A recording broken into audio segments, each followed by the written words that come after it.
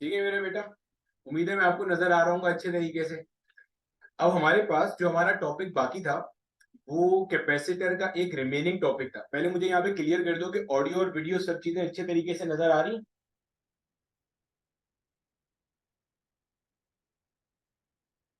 बेटा बहुत सारे लोग बैठे हुए, आंसर सिर्फ 5-10 का आया है मेरे पास। बस ठीक है ठीक है ठीक है ठीक है ठीक है, डन है डन है ठीक है। चलो देखते चलो जरा। मेरा बेटा हमारे पास जो हमारा आखिरी टॉपिक बाकी था ना, वो कैपेसिटर तो हमने पढ़ लिया था। कैपेसिटर का जो कॉम्बिनेशन था ना, वो मेरा बेटा हमारे पास थोड़ा सा बाकी था। कैपेसिटर को जो आप कनेक्ट करते हो ना सर्किट में, वो आप दो तरह से कनेक्ट कर सकते हो। एक तीसरी तरह का भी होता है, लेकिन वो जब हम इंस्ट्रूमेंट्स का चैप्टर पढ़ लेंगे तो वहां पे आएगा। एक होता है मेरा बेटा हमारे पास सीरीज कॉम्बिनेशन, एक होता है मेरा बेटा हमारे पास पैरेलल कॉम्बिनेशन। ठीक है, कैपेसिटर का जो सर्किट सिंबल होता है वो इस तरह से होता है। सीरीज कॉम्बिनेशन में क्या होता है कि आप इस तरह से कनेक्ट करते हो कि चार्ज के पास गुजरने का एक ही रास्ता हो। यानी कि अगर कोई चार्ज यहां से इंटर होगा तो उसके पास एक ही रास्ता है इसे फ्लो करने का, और चार्ज के पास और कोई दूसरा रास्ता नहीं है। ठीक है, दूसरी चीज हमारे पास क्या है, अगर कोई हमारे पास पैरेलल है, अगर कोई हमारे पास यहाँ पे पैरेलल कनेक्ट किया हुआ है, तो अल्टीमेटली क्या है कि चार्ज के पास मल्टीपल रास्ते हैं फ्लो करने के। किस तरह से मेरा बेटा, मान लो एक कैपेसिटर ये रहा, एक कैपेसिटर ये रहा, एक कैपेसिटर ये रहा। ठीक है, अब इसके अंदर क्या खास बात है, अगर आप नोट करोगे, जैसे ही कोई चार्ज आपका यहाँ से इंटर होने की कोशिश करता है, चार्ज से मुराद वो ये करंट है। ठीक है, करंट अभी चूंकि पड़ा नहीं है इसलिए हम चार्ज का करना चाहें तो इसको यहाँ पे तीन रास्ते नजर आ रहे हैं। एक रास्ता ये रहा, एक रास्ता ये रहा, और एक रास्ता ये रहा। तीन रास्ते दिख रहे हैं। पैरेलल कॉम्बिनेशन में क्या होता है, चार्ज स्प्लिट हो जाता है। जितने रास्ते होते हैं उन सबके अंदर स्प्लिट होता है। सीरीज में क्या होता है, चार्ज स्प्लिट नहीं होता। ये पहली पहचान है। पहचान क्या है, सीरीज में एक ही रास्ता है, charge will not gate divided. Parallel में मल्टीपल पाथ्स हैं तो charge will definitely get divided. दूसरी पहचान क्या है, आप इन सब में नोट करो, ये अगर कैपेसिटर C1 है, ये कैपेसिटर C2 है, ये कैपेसिटर C3 है, आप नोट करो ये जितने भी तीन कैपेसिटर हैं, इन तीनों का जो लेफ्ट साइड है वो देखो यहाँ पे आपस में मिले हुए, इसको हम कहते हैं आपस में शॉर्ट हुए हुए यहाँ पे या मिले हुए। इन तीनों का जो दूसरा टर्मिनल है वो यहाँ पे शॉर्ट हुआ हुआ है। देखो C1 C2 C3 तीनों का लेफ्ट साइड टर्मिनल उल्टे हाथ पे, तीनों का राइट साइड टर्मिनल सीधे हाथ पे मिला हुआ है आपस में। इसको हम कहते हैं हेड टू हेड कनेक्शन। ठीक है, या पैरेलल फैशन कनेक्शन। इसके अंदर खास बात क्या है, आपके पास जो पोटेंशियल ड्रॉप है वो कैसा होता है, सेम होता है। ये सब बातें नोट करते जाना। पोटेंशियल ड्रॉप कैसा होता है, सेम होता है। यानी कि जितना पोटेंशियल डिफरेंस C1 के अक्रॉस है उतना ही C2 के अक्रॉस है, उतना ही C3 के अक्रॉस। यहाँ पोटेंशियल डिफरेंस अलग अलग होता है क्योंकि इसके अंदर टर्मिनल्स आपस में शॉर्ट नहीं हुए थे। अगर मैं इसे कहता हूँ ये C1 है, ये C2 है, ये C3 है, तो वन वाले का एक टर्मिनल टू से मिला हुआ है, लेकिन वन वाले का ये टर्मिनल और टू वाले का ये टर्मिनल ये आपस में मिले हुए नहीं है। सिमिलरली थ्री वाले का एक टर्मिनल टू से मिला हुआ है, लेकिन टू का ये वाला टर्मिनल, सॉरी टू का ये वाला टर्मिनल और थ्री का ये वाला टर्मिनल ये आपस में मिले हुए नहीं है। तो सीरीज और पैरेलल के अंदर कनेक्शन कैसे करते हैं, ये वाला पॉइंट बेसिक क्लियर हो गया, हाँ या ना? जल्दी बताओ मेरा बेटा, सीरीज और पैरेलल की बेसिक पहचान क्लियर हो गई? बेहतरीन है। देखो मेरा बेटा, अब सीरीज हमें बेसिक ये समझ में आ गई। अच्छा, इसके अंदर ना जब हम लोग बोर्ड पे लेक्चर ले रहे होंगे तो या तो आप साथ में स्क्रीनशॉट लेते जाना इसके, ठीक है, या आप साथ में नोट करते जाना। रिकॉर्डिंग तो बहरहाल अपलोड होगी होगी, तो उसके अंदर तो आपको कोई प्रॉब्लम नहीं है कि रिकॉर्डिंग अपलोड नहीं होगी। रिकॉर्डिंग अपलोड होगी तो आपका मसला रिकॉर्डिंग से हल हो जाएगा। ठीक है, अच्छा, सीरीज के अंदर आप क्या नोट करोगे, ऐसा कनेक्शन जिसके अंदर charge do not have multiple paths and charge will not get divided. Parallel में charge will have multiple paths and charge will get divided. Similarly, series के अंदर potential difference will not be same across different capacitors. Parallel में potential difference will be same across capacitors. ठीक हो गया। अब हमारे पास जब हम इक्विवेलेंट कैपेसिटेंस निकालते हैं, क्या निकालते हैं मेरा बेटा, इक्विवेलेंट कैपेसिटेंस। इक्विवेलेंट कैपेसिटेंस क्या होती है पहले ये समझ लो। देखो सपोज करो ये मेरे पास एक फोर्स है 5 न्यूटन की, ये मेरे पास एक फोर्स है 2 न्यूटन की, ये कोई डब्बा है इसके ऊपर ये फोर्स एक्ट कर रही है और इस फोर्स के लगने की वजह से ये डब्बा आगे मूव कर रहा है 7 मीटर पर सेकेंड स्क्वायर की एक्सेलरेशन। बेसिक कॉन्सेप्ट है, एक डब्बा है, 5 न्यूटन और 2 न्यूटन की फोर्स कहाँ लग रही है? सीधे हाथ पे। डब्बा कहाँ जा रहा है? आगे जा रहा है, कितने एक्सेलरेशन से? 7 मीटर पर सेकेंड स्क्वायर। न्यूटन का सेकंड लॉ ऑफ मोशन हमें पता है, F equals M. Force apply करेंगे तो बॉडी में क्या आएगा? एक्सेलरेशन आएगा, आगे जा रहा है डब्बा। अब मैंने क्या किया, सेम यही डब्बा नीचे लेकर आया और इसी सेम डब्बे पे मैंने 7 न्यूटन की फोर्स लगाना शुरू करी। कितनी फोर्स? 7 न्यूटन की फोर्स लगा। जब मैं 7 न्यूटन की फोर्स लगा रहा हूं तो भी डब्बा आगे जा रहा है 7 मीटर पर सेकेंड स्क्वायर से। तो क्या मैं कह सकता हूं ये जो 7 न्यूटन है ये इक्विवेलेंट है 5 और 2 का? हाँ या ना? कह सकता हूं कि ये जो 7 न्यूटन है ये इक्विवेलेंट है 5 और 2 का? बताओ मेरा बेटा, कह सकता हूं ये बात? हाँ या ना? कह सकते हैं? बिल्कुल कह सकते हैं। जब मैं ये बात कह सकता हूं तो आपके जहन में क्या इक्विवेलेंट का कॉन्सेप्ट क्लियर हुआ कि इक्विवेलेंट क्या चीज होती है? इक्विवेलेंट क्या है? वो अकेला फैक्टर, अब वो फोर्स भी हो सकती है, वो रेजिस्टेंस भी हो सकता है, मतलब फैक्टर से मुराद वो अकेली चीज। आप जिस भी चीज की बात कर रहे हो इक्विवेलेंट सबका हो सकता है ना। वही मिसाल के तौर पे अगर मैं फिजिक्स का कोर्स अकेला पढ़ा रहा हूं तो मैं एक टीचर हो गया। अगर किसी कोचिंग में 4 टीचर मिलकर फिजिक्स का कोर्स मुकम्मल करा रहे हैं तो मैं उन 4 का इक्विवेलेंट हो गया। सिंपल, मतलब चीज तो इक्विवेलेंट कोई भी हो सकती है, कॉन्सेप्ट समझना है आप, ठीक है? 5 न्यूटन और 2 न्यूटन मिलकर जो काम कर रहे थे, ये 7 न्यूटन वाला अकेला वही काम कर रहा है। पॉइंट समझ आया? ये इक्विवेलेंट का कॉन्सेप्ट है। अब अगर आपसे पूछा जाए इक्विवेलेंट कैपेसिटेंस क्या होती है, भाई कैपेसिटर करता क्या है? चार्ज स्टोर करता है। तो ये जो कैपेसिटर नंबर 1 है ये भी कुछ चार्ज स्टोर करेगा, 2 वाला भी चार्ज स्टोर करेगा, 3 वाला भी करेगा, तो मिला के ये कुछ चार्ज स्टोर कर रहे होंगे। अगर मैं C1 C2 C3 तीनों को हटा दूं और तीनों की जगह पे एक कैपेसिटर लगा दूं, एक कैपेसिटर, और वो एक अकेला कैपेसिटर उतना ही चार्ज स्टोर करे जितना कि ये तीनों मिलकर कर रहे थे, तो वो कहलाएगा इक्विवेलेंट कैपेसिटर। ठीक है? सिमिलरली यहाँ पे भी C1 C2 C3 कुछ ना कुछ चार्ज स्टोर कर रहे होंगे यकीनन। मैं इन तीनों को हटा दूं, 4 है तो चारों को हटा दूं, 6 10 जितने भी हैं सबको हटा के एक कैपेसिटर लगा दूं और वो अकेला कैपेसिटर वही काम करे जो ये सारे मिलके कर रहे थे, तो ये क्या कहलाएगा? Concept of equivalent capacitance. Point समझ आ गया? बोलो मेरा बेटा हाँ या ना? इक्विवेलेंट कैपेसिटेंस का कॉन्सेप्ट क्लियर हो गया? अभी मैंने 1 2 3 C1 C2 C3 की कोई वैल्यू यहां तक डिफाइन नहीं करी है, ठीक है? अब हमारे पास बेटे होता क्या है, अब हमारे पास होता क्या है, आपको जब बोला जाता है ना कि सर्किट के अंदर जो आपका कैपेसिटर है वो या तो सीरीज में कनेक्ट हुआ हुआ है या पैरेलल में कनेक्ट हुआ हुआ है, तो उससे हमारे पास बेसिकली क्या होता है, अगर आपके पास सीरीज में कनेक्ट हुआ हुआ है, सीरीज में जब कनेक्ट हुआ हुआ है तो इक्विवेलेंट कैपेसिटेंस निकालने का फॉर्मूला है 1/C equivalent is 1/C1 plus 1/C2 अब टिल चलते चलते 1/Cn। इसको पढ़ेंगे क्या? Reciprocal of equivalent capacitance. Reciprocal का मतलब होता है 1/। Reciprocal of equivalent capacitance is the sum of ये सम हो रहा है ना, sum of reciprocal of individual capacitance. Reciprocal of equivalent capacitance is the sum of reciprocal of individual capacitance. ठीक है? सिमिलरली अगर आपसे बात की जाए पैरेलल के अंदर, तो पैरेलल के अंदर भाई साहब आप क्या करते हो? स्ट्रेट अवे ऐड करते चले जाते हो, सिंपल ऐड करते चले।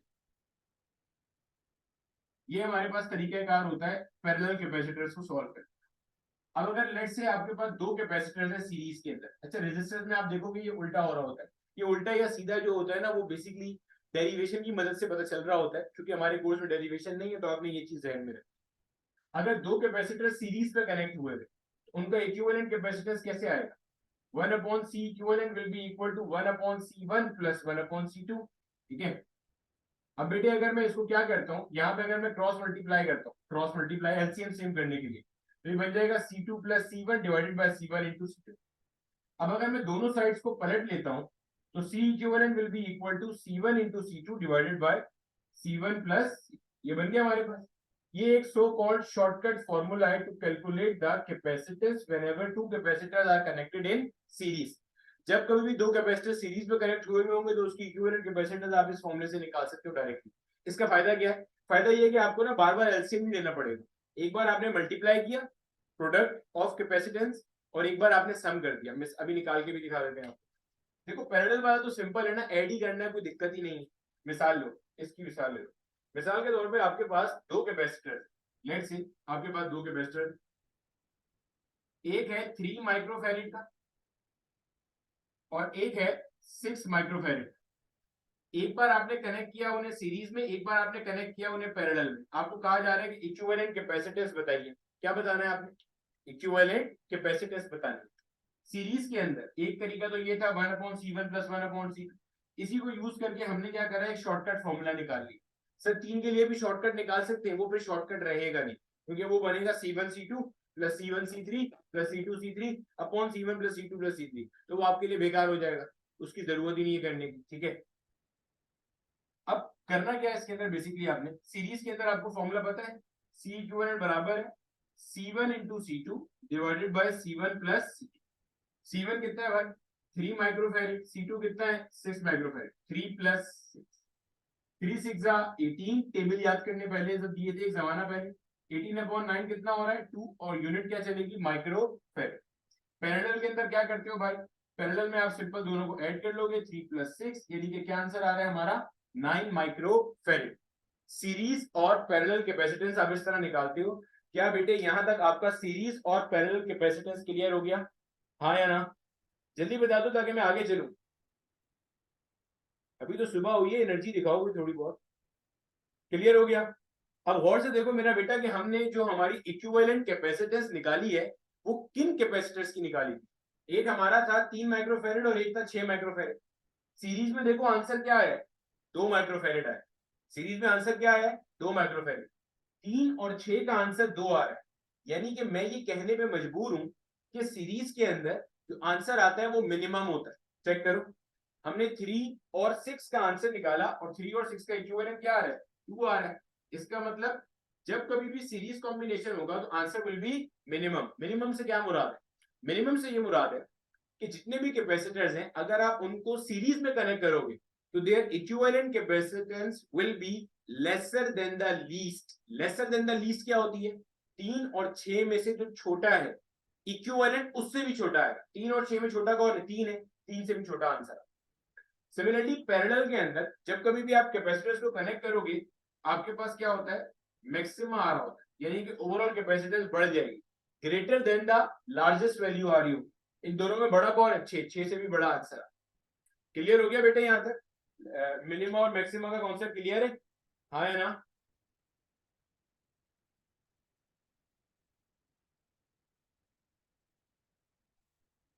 अब इसके अंदर ना आपका एग्जामिनर आपसे सवाल कैसे पूछता है ये ध्यान में रखना। आपका एग्जामिनर आपसे सवाल ये पूछता है कि एक बंदा है उसके पास 5 कैपेसिटर्स हैं, अगर वो इनको इस तरह कनेक्ट करे कि मिनिमम कैपेसिटेंस मिले तो बताओ कैसे करेगा। तो भाई मिनिमम कैपेसिटेंस किसमें मिलती है सीरीज में। अगर वो इस तरह कनेक्ट करना चाहे कि आंसर मैक्सिमम आ रहा हो तो कैसे करेगा भाई पैरेलल में कनेक्ट करेगा, सिंपल सी बात होगी। ठीक है, आगे देखो अब जल्दी से।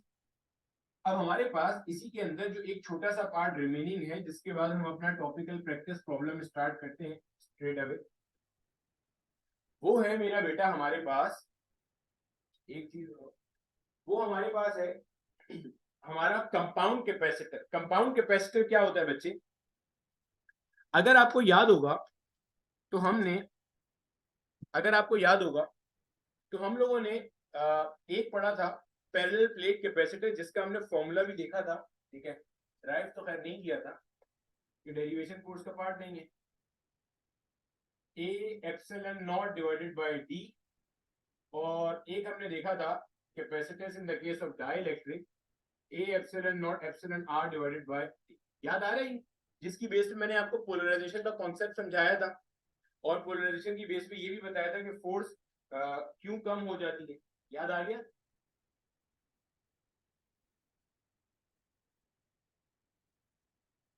बोलो बेटा।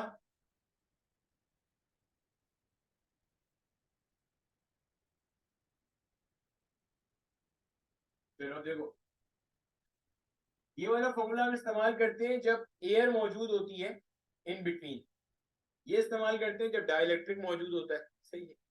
अब अगर मिसाल के तौर पे सूरत हाल ऐसी है, गौर से देखना है, अगर सूरत हाल ऐसी आ जाए, ये मान लो मेरा बेटा हमारे पास पैरेलल प्लेट कैपेसिटर है और इसकी प्लेट्स के दरमियान का जो टोटल डिस्टेंस है वो d है, और आपके पास इस d डिस्टेंस के अंदर ये आपके पास कोई एक डाइलेक्ट्रिक है जिसकी थिकनेस e है। अब पहली बात तो आप यहाँ गौर से देखो, प्लेट्स के दरमियान में जो टोटल डिस्टेंस है वो तो d है। क्या डाइलेक्ट्रिक टोटल जगह पे आया? नहीं आया। डाइलेक्ट्रिक आया इतनी जगह पे, वाज़ेह तौर पे नजर आ रहा है डाइलेक्ट्रिक की जो थिकनेस है वो d के मुकाबले में कम है। तो ये जो बाकी जगह इसमें कौन होगा? जाहिर है बाकी जगह पे कौन होगा भाई? एयर होगा। अगर आपसे पूछूं एयर कितनी जगह पे है, तो एयर इतनी जगह पे है। ये कितनी जगह है? टोटल d है, t निकाल दो इसमें से, यानी कि d माइनस t जगह पे कौन है आपके पास? एयर है। बोलो मेरा बेटा, ये पॉइंट क्लियर हो रहा है? हाँ या ना? क्लियर है?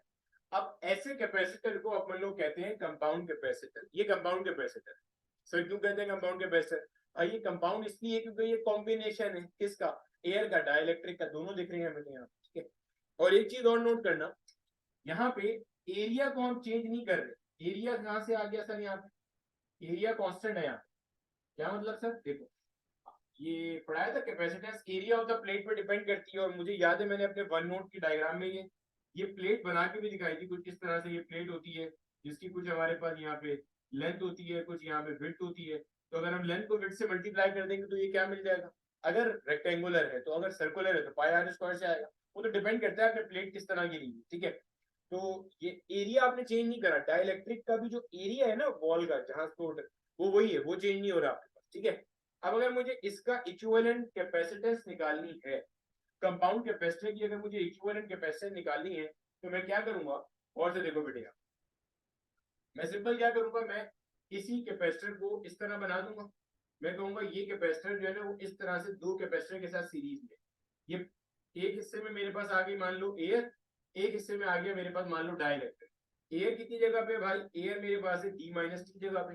डाइलेक्ट्रिक कितनी जगह पे? डाइलेक्ट्रिक मेरे पास है, पहले तो बता दो यहाँ तक क्लियर है? ये दोनों आपको सीरीज में नजर आ रहे? डाइलेक्ट्रिक एयर के साथ सीरीज में।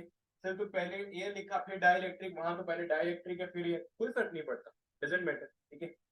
अब ये दोनों सीरीज में आ गए, मुझे क्या करना है? इनका इक्विवेलेंट कैपेसिटेंस निकालना। इक्विवेलेंट कैपेसिटेंस क्या होता है भाई? इन दोनों को हटाओ, और इन दोनों को हटा के अगर मैं एक कैपेसिटर लगाऊं जिसकी वही कैपेसिटेंस तो दोनों मिला के दे रहे, तो वो कैसे निकालेंगे भाई? हमें नजर आ रहा है कि ये क्या है, ये सीरीज में लगे हुए, और सीरीज का मैंने अभी फॉर्मूला पढ़ा है, C1 into C2 divided by C1 plus C2, ठीक है। अब आपके पास C1, अगर मैं C1 को एयर कह देता हूं तो ये बन जाएगा A multiply by CD divided by A plus का CD, ठीक है भैया। ये बन जाएगा हमारे पास C equivalent will be equal to CA कितना है आपके पास? A epsilon not divided by D minus T multiply by CD कितना है आपके पास? A epsilon not epsilon R, epsilon R dielectric constant है जो आपने यहाँ इंसर्ट किया, अपॉन में आ गया T। सर यहाँ तो फॉर्मूले में D आ रहा है, आपने यहाँ D माइनस T चिपका दिया, यहाँ T चिपका दिया। बेटे रीजन ये है, यहाँ डिनोमिनेटर में वो आता है जो प्लेट्स के दरमियान का डिस्टेंस होता है। प्लेट्स के दरमियान का डिस्टेंस तो d है, लेकिन आपने तो इसको दो कैपेसिटर में तोड़ दिया, एक डाइलेक्ट्रिक वाला अलग और एयर वाला अलग। तो डाइलेक्ट्रिक के अंदर डिस्टेंस कितना है? t है। एयर में डिस्टेंस कितना है? t माइनस t है, ठीक है। होल अपॉन में क्या आ गया? ca प्लस cd, यानी कि ये बन जाएगा a epsilon not upon d minus t plus a epsilon not epsilon r upon में t। अब कुछ नहीं करना, सिंपल मैथ्स करनी, ठीक है। ऊपर जो है वो a epsilon not upon d minus t मुझे ऐसे दिख रहा है, multiply by a epsilon not epsilon r upon t ऐसे दिख रहा है। इसके अलावा अपॉन में अगर मैं यहाँ पे एलसीएम सेम करूं क्योंकि प्लस है तो क्रॉस मल्टीप्लाई करूंगा, ये बन जाएगा a epsilon not t plus a epsilon not epsilon r, bracket में आ जाएगा d माइनस t, ठीक है। अपॉन में ये हो जाएगा d minus t multiply bye t। अब जो कुछ मर रहा है उसे मार दो, ये जो d minus T into T है इससे d minus T into T मर गया। अब ऊपर देखो क्या बच रहा है आपके पास? आपके पास बच रहा है यहाँ पे a epsilon not multiply by a epsilon not into epsilon r upon में, यहाँ पे मुझे a एप्सिलॉन नॉट कॉमन आता हुआ नजर आ रहा है। ब्रैकेट में देख लो क्या बचता है, ब्रैकेट में यहाँ बचता है t plus epsilon r into D minus का, ये बच जाता है। a एप्सिलॉन नॉट से a एप्सिलॉन नॉट क्या हो गया? कैंसिल हो गया। वो मेरा बेटा हमारे पास फॉर्मूला आ रहा है इक्विवेलेंट कैपेसिटेंस का, क्या आ रहा है? a epsilon not epsilon r divided by T plus का epsilon R into D minus T. This is the formula to calculate the value of compound capacitor. बोलो मेरा बेटा, यहां तक पॉइंट समझ में आ गया? बेटे ये सीरीज में लगे हुए, पैरेलल में आपको कैसे दिख रहे हैं? आंखों में पोलियो के ड्रॉप्स लगाओ। ये सीरीज में पैरेलल में, पैरेलल की अभी तो पहचान बताई थी कि दोनों एंड्स कनेक्ट होने चाहिए। डाइलेक्ट्रिक का एक एंड ये रहा, एक एंड एयर के साथ है, एयर का एक एंड डाइलेक्ट्रिक के साथ है, दूसरा एंड ये रहा। पैरेलल में किस खुशी में होगा? पैरेलल में तो दोनों दोनों एंड्स कनेक्ट होंगे ना भैया। डाइलेक्ट्रिक का एक एंड कहाँ है? इधर है, एक एंड यहाँ है। एयर का एक एंड तो डाइलेक्ट्रिक से मिला हुआ है, लेकिन दूसरा एंड तो यहाँ पर है। कहाँ पैरेलल में कैसे आ रहा है? भाई साहब क्लियर हो गया यहाँ तक? हाँ, इसको फर्दर भी सॉल्व कर सकते हैं, एक स्टेप आगे जा सकते हैं। एक स्टेप आगे कैसे जाएगा बेटे? इसका स्क्रीनशॉट लेना है तो ले लो, मैं मिटा रहा हूँ। फिर देखो एक स्टेप आगे कैसे जाएगा। देखो एक स्टेप आगे जाने के लिए आप पहले जरा एक कॉन्सेप्ट समझ, इसी को लिख रहा हूं मैं जो नीचे लिखा हुआ है, A epsilon not epsilon R upon में टी प्लस का epsilon R into D minus. ठीक है, जो आपको कॉन्सेप्ट समझने के लिए मैं कह रहा हूँ ना, वो देखो कॉन्सेप्ट क्या है। अगर मेरे पास लिखा हुआ है एक्स प्लस वाई, मैं इस ब्रैकेट में से क्या चीज कॉमन निकाल सकता हूँ? लिखा हुआ है ना एक्स प्लस वाई, इससे मैं क्या चीज कॉमन ले सकता हूँ? इससे, इस ब्रैकेट से मैं क्या चीज कॉमन ले सकता हूँ? जल्दी बताओ।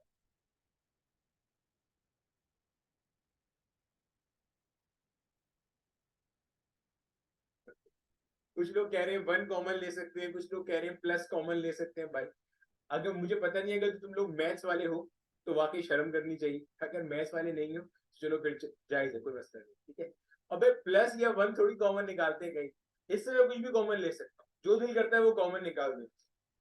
निकाल के दिखाया दूं तो मैं यहाँ से बिलाल कॉमन निकाल के दिखा दूं।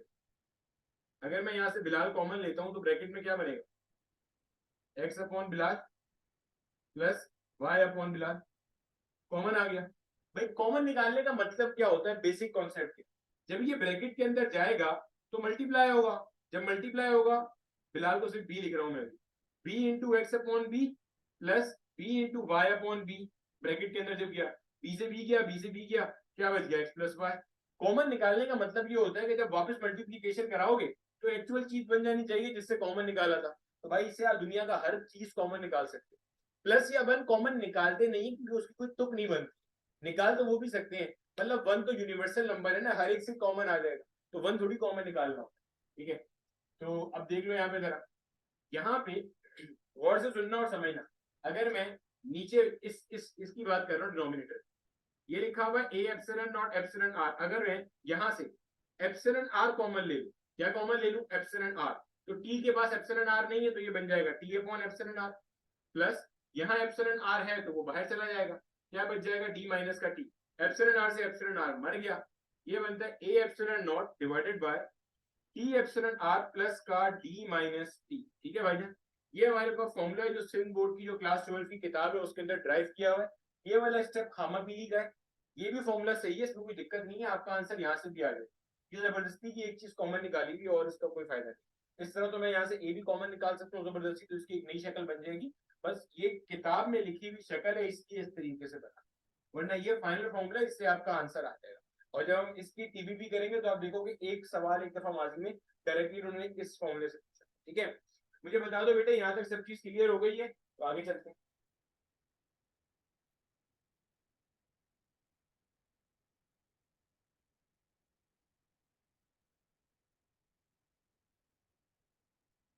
बेटे सबको सब चीज सही से नजर आ रही है और समझ आ रही है?